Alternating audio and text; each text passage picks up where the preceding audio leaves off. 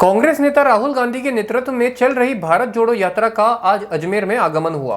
दीपक लांबा ने जानकारी देते हुए बताया कि देश में लोकतांत्रिक व्यवस्थाओं में तानाशाही लड़ाई बचाने की हमारी पुरजोर कोशिश जारी है।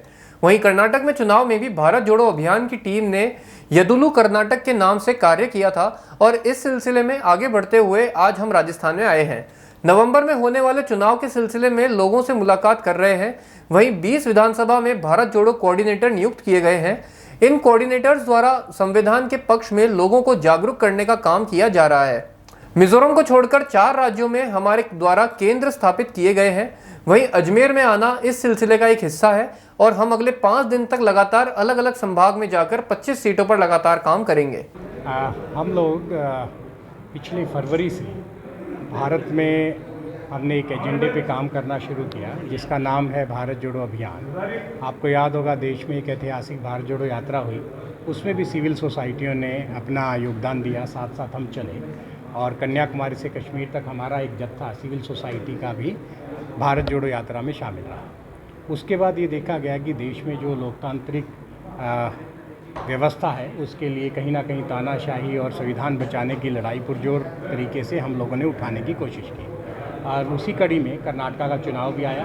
कर्नाटक के चुनाव में भी भारत जोड़ो अभियान की टीम ने येदिलू कर्नाटक के नाम से काम किया और उसी सिलसिले को आगे बढ़ाते हुए अभी हम राजस्थान में हैं और जैसे आपके राज्य का चुनाव है नवंबर में, उसी सिलसिले में हम हर जगह जा रहे हैं, लोगों से बात कर रहे हैं और हमारा अपना एक स्ट्रक्चरल ढांचा भी है। भारत जोड़ो अभियान के कोऑर्डिनेटर हमने 20 विधानसभाओं में नियुक्त कर दिए हैं। बेसिकली ये कोऑर्डिनेटर जो हैं वो संविधान के पक्ष में लोगों को जागरूक करने का काम कर रहे हैं। हम लोगों ने अपना एक मीडिया सेंटर भी स्थापित कर दिया है जिसमें से कम्युनिकेशन जो देश में झूठ फैलाई जा रही है उसके अगेंस्ट हमने अपनी एक ट्रूथ सेल भी बनाना शुरू कर दिया है देश में। तो मुख्य रूप से जितने भी 5 राज्य हैं जहां चुनाव हो रहे हैं, मिजोरम के को छोड़कर अभी 4 राज्यों में हमने ऑलरेडी अपने सेंटर स्थापित कर दिए हैं और जो आज अजमेर में आना हुआ उसी सिलसिले का एक हिस्सा है। अब हम 5 दिन तक लगातार अलग अलग संभाग में जाएंगे और आने वाले समय में जब चुनाव है, चुनाव के बाद भी लोकसभा चुनाव तक हमारी टीम यहाँ राजस्थान में रहेगी और जो 25 सीटें आपके राजस्थान की हैं उनमें हम लगातार काम करते रहेंगे। मुख्य उद्देश्य यही है कि देश में जो केंद्र में सरकार है जो कि किसान विरोध काम कर रही है, संविधान के विरोध में काम कर रही है, उसके अगेंस्ट हमने अपना एक मैंडेट रखा है। और आप देखें कि यहाँ मुख्यतः जो लड़ाई है, इंडिया अलायंस का मुख्य दल कांग्रेस है यहाँ पर, तो कहीं ना कहीं हम उनके लोगों के साथ कोऑर्डिनेट करते हुए कुछ कामों में आगे बढ़ते हुए नज़र आएंगे। CPIM का भी एक धड़ा है, कुछ सीटों पे वो भी हैं।